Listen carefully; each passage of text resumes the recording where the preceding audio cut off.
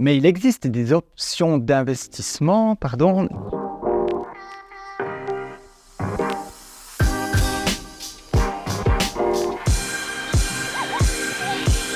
beaucoup, le monde de la finance peut sembler complexe, mais il existe des options d'investissement accessibles à tous, comme les obligations et les obligations de caisse.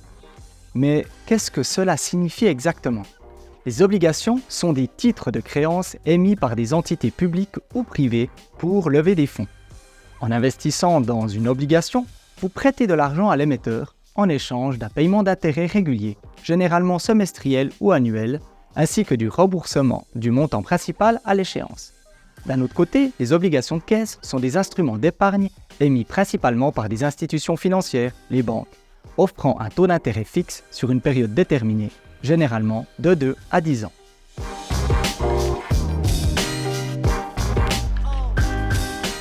Maintenant que nous avons posé les bases, explorons les différentes nuances des obligations.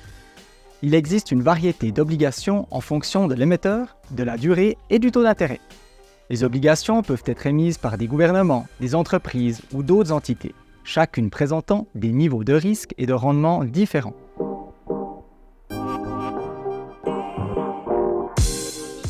Prenons un exemple concret.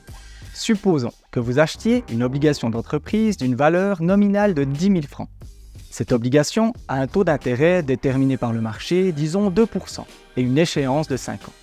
Cela signifie que chaque année, l'entreprise vous versera 2% de 10 000 francs, soit 200 francs en intérêt. À la fin des 5 ans, vous récupérerez également votre investissement initial de 10 000 francs. Vous pouvez conserver vos obligations jusqu'à leur échéance ou les vendre sur le marché secondaire au prix du marché si vous avez besoin de liquidité par exemple.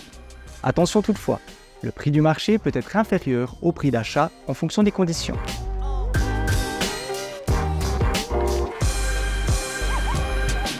Maintenant que vous avez une meilleure compréhension des obligations et des obligations de caisse, vous pourriez vous demander quelle option choisir dans ma stratégie d'investissement.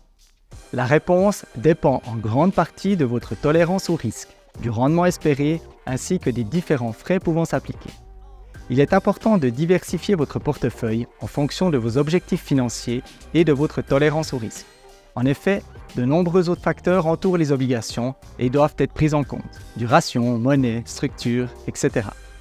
Et n'oubliez pas, il est toujours judicieux de consulter un professionnel de la finance pour obtenir des conseils personnalisés.